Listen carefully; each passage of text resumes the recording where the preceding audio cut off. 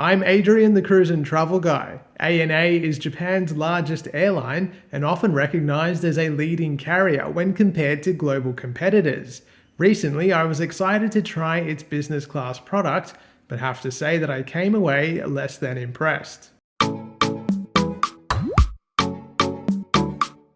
When it comes to flying at the pointy end of the plane, there's probably never been as much disparity between competing business class products as there is today. New business class products continue to hit the market, offering more privacy and luxury in the sky than ever before. So, how does ANA's product compare? I travelled on board the Airline 787-9, and with over 80 of the Dreamliners in the ANA fleet, they are one of the most prolific aircraft types to fly across ANA's vast network. My flight was a direct 10-hour overnight run from Sydney to Tokyo's Haneda airport, and it marked the beginning of a 2-week trip, including a cruise on board Norwegian Spirit. You can watch that cruise review by clicking the link in the description below. With limited pre-cruise time in Tokyo, the overnight flight was the perfect way to maximize time on the ground, with the scheduled early arrival of around 6 AM, allowing us a full extra day to explore Japan's capital.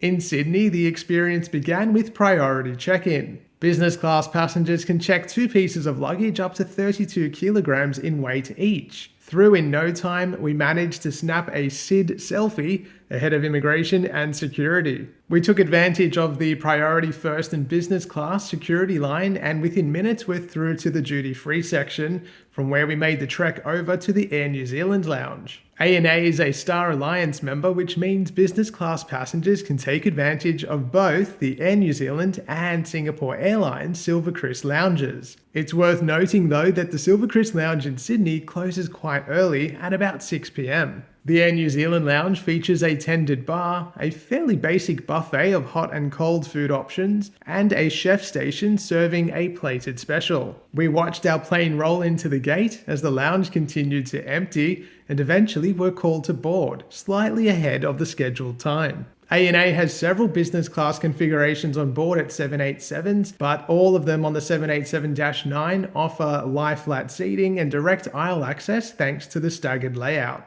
On the left and right-hand side of the plane, seats alternate from being against the window and against the aisle. Of course, those against the window provide more privacy and are the pick of the bunch. I booked the flight only about a week before departure, and I'll talk more about that at the end of the video, but at that time the only seats available to select were in the center. When online check-in opened about 24 hours before departure, I managed to get in and snag seats 1A and 2C, with 1A being the most coveted on board. Walking on board, I was surprised by just how cold and austere the cabin appeared. With fluorescent white lighting reflecting off the expansive whites or light grey plastics, and all contrasting with navy blue carpeting and seat fabric that, to me, echoed school classrooms of the 90s. The yellow-hued timber-look tabletop was the only thing that offered a sense of warmth, but even that looked icy amidst the entirety of the cabin. I recently flew in Asiana's business class, which is often mocked for appearing dated,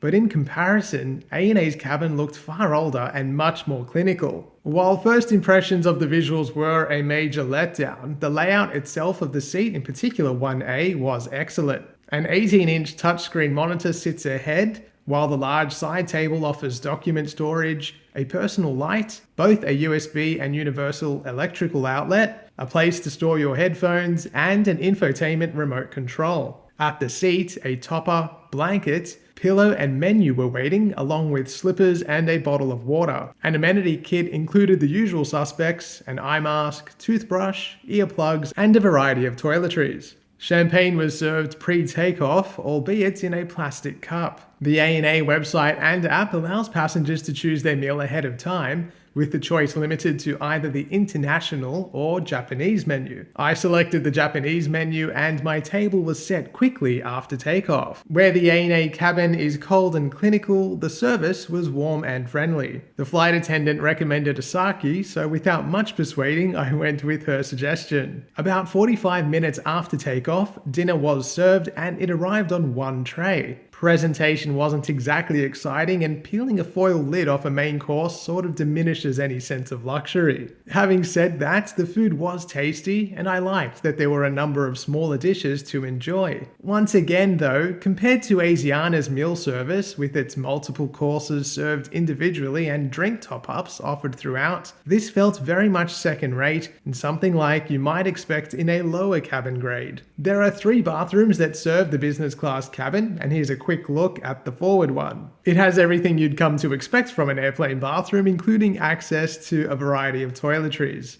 I soon set up my flat bed and tried to get some rest overnight so I could be fresh for a day of exploration in Tokyo. Unfortunately, I just don't sleep well on planes, whether I have a flat bed or not, but this seat in particular was incredibly firm and made it difficult to get comfortable. Even with the supplied topper, I just couldn't find a comfortable spot and didn't manage to get much decent sleep at all. At around 4 AM Sydney time, a flight attendant stopped by and offered me a choice from the anytime dining menu. On this flight, and to maximize sleep time, there was no official second meal service, but the flight attendants did make their way around to anyone who was awake and offered something to eat. I chose the somewhat famous Ippudo plant-based ramen, and it really did hit the spot with chewy noodles and a flavorful broth. The in-flight entertainment offering was fine, while not offering the expansive libraries of other competitors, but it certainly beat the limited options of Asiana. As we neared Tokyo, the sun began to rise, and about 20 minutes before touchdown,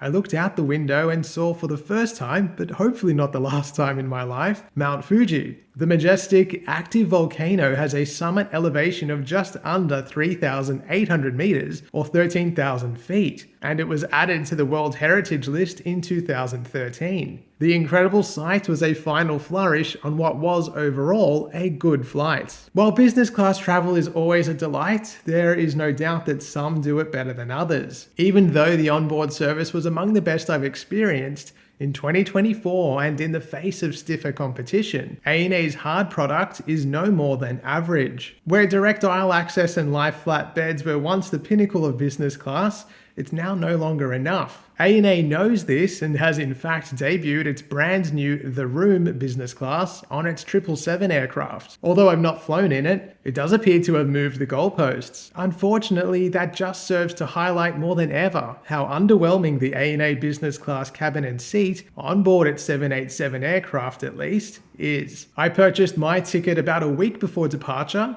on the Velocity website, and it cost 78,000 Velocity points and about 91 Australian dollars. It's worth noting that availability up until about a week before had been non-existent, so if you are flexible with your time and arrangements, it's worth keeping an eye on the Velocity website for reward redemption availability as you approach departure day. If you've missed my Asiana flight review, I've linked to it in the description below, and I'll soon have a Singapore Airlines business class review on the channel as well, so I'd love it if you could subscribe to keep up to date with all of my videos. In the meantime, if you'd like to book anything, you can head to my website, thecruiseandtravelguide.com.au, and give me a follow on Facebook and Instagram at thecruiseandtravelguide to stay up to date with my travels as they happen.